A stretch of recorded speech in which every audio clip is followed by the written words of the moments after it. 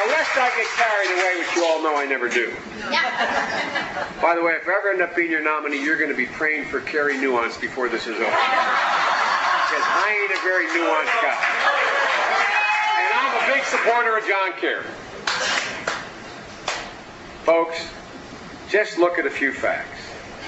These guys, in the name of protecting you, cut local aid to law enforcement and the firefighters by over $2 billion in the last 4 years.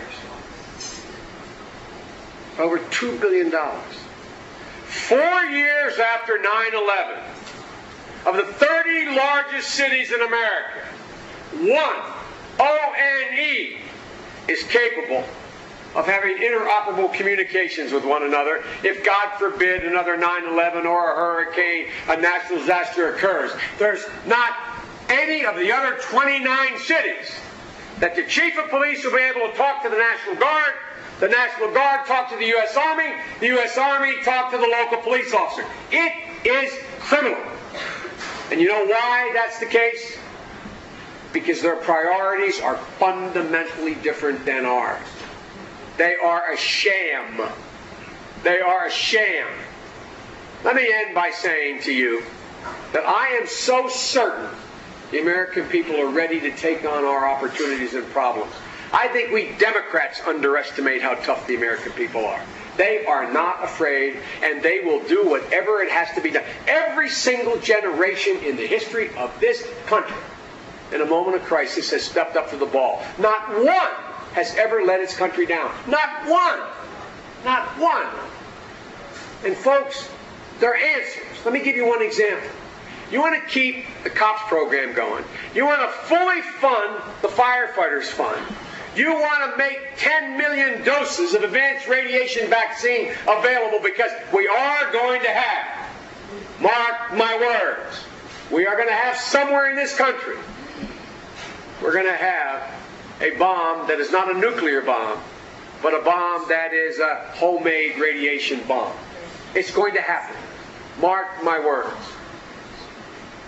We are virtually up. Of all the cargo containers that come ashore in the United States of America, only 2% are inspected. I'm the guy who on September the 10th, before the 11th, when the attacks took place, made a speech some of you have referenced to me today. I spoke at the National Press Club predicting 9/11. I laid out in stark detail, anybody who wants a copy of the speech, go on my website, uniteourstates.com, saying that this administration was focused on the exact wrong threat to America. It was not a threat based on an ICBM hurtling 13,000 miles through the stratosphere with a return address on it. It was someone coming across the border with a backpack and vials full of anthrax and or sarin gas. It was somebody going down in New York City on Monday morning.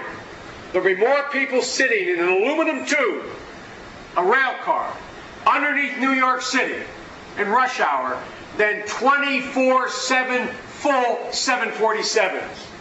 There's no ventilation. There's no lighting. There's no escape. There are no police. There are no cameras. It's criminal. It's criminal. Look what we just did in the Senate. We tried to pass a bill. All of you who, I don't know where your water supply comes from, but if you have a reservoir, every reservoir in America, they have large storages of chlorine gas. The chlorine gas in most of the major cities in America stored in the reservoirs where they exploded would kill somewhere between 60 and 100,000 people in the dense area. We Democrats, and I've been pushing a bill for years, saying they should change from chlorine to a slightly more expensive substance that does the same thing, and guarantee, and the federal government pay for it. The Republicans defeated that amendment in committee. These guys are irresponsible. Now you ask yourself, why? Do they not care about America like Betsy does and you do? Do they not care about, they care about safety, but they care more about the tax cut for the wealthy. They care more about their priorities, which are different than ours, fundamentally different. The only thing the American people lack is a leader.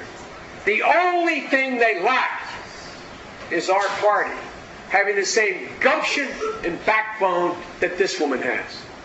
Folks, we've been good at pointing out how bad Bush is, but I don't want to hear any more of it. Everybody knows it.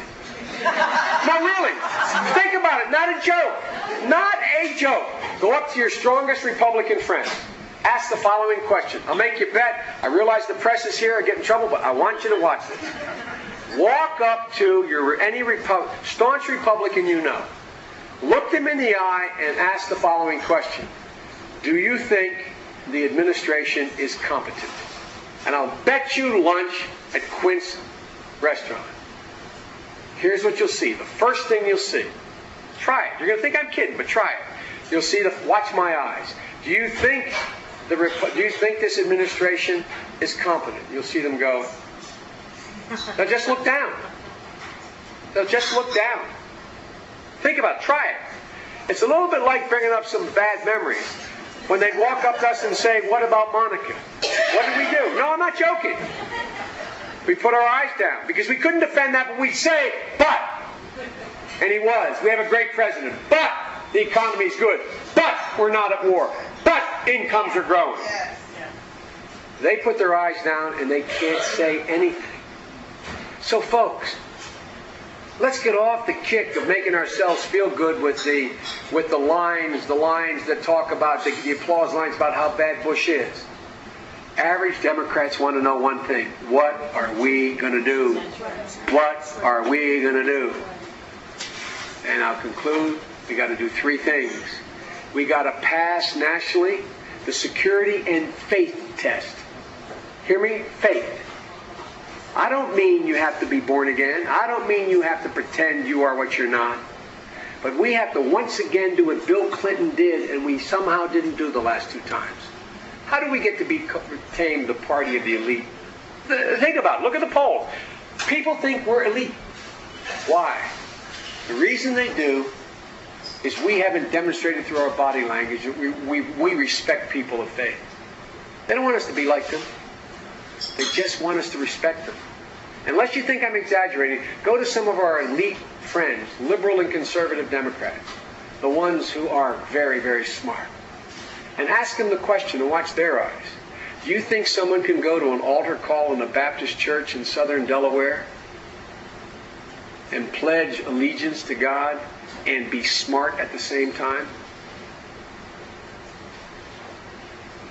Our mom is a very smart woman. Her name is Catherine Eugenia Finnegan Bite. She's 89 years old. She lives with me. She's extremely well read. My mother says her rosary every single Sunday when she goes to Mass with Valerie or me or my son Bo. And she says it and offers it up for her deceased brother Ambrose Finnegan, who was shot down in New Guinea and his body was never recovered. My mother's not a stupid woman. My mother thinks that brings him back.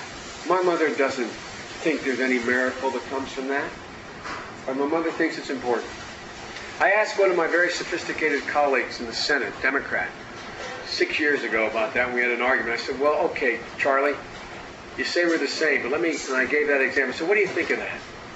And this good guy, friend of mine, looked at me and said, I think that's quaint. Folks, too many of the elite in our party think people of faith are quaint. Why are middle-class people voting against us? They're voting against us because they don't really think we respect them. Why did Clinton win in spite of the fact they had no illusions about him being a saint?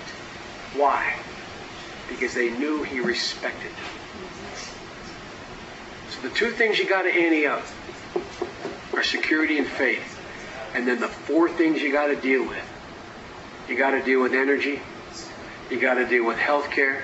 You got to deal with education, and you got to deal with an aspect of safety, public safety. If we do that, folks, I promise you,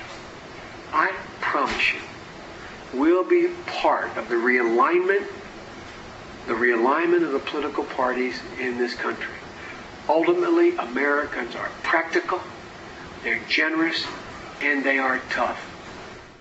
This was Senator Biden's third trip to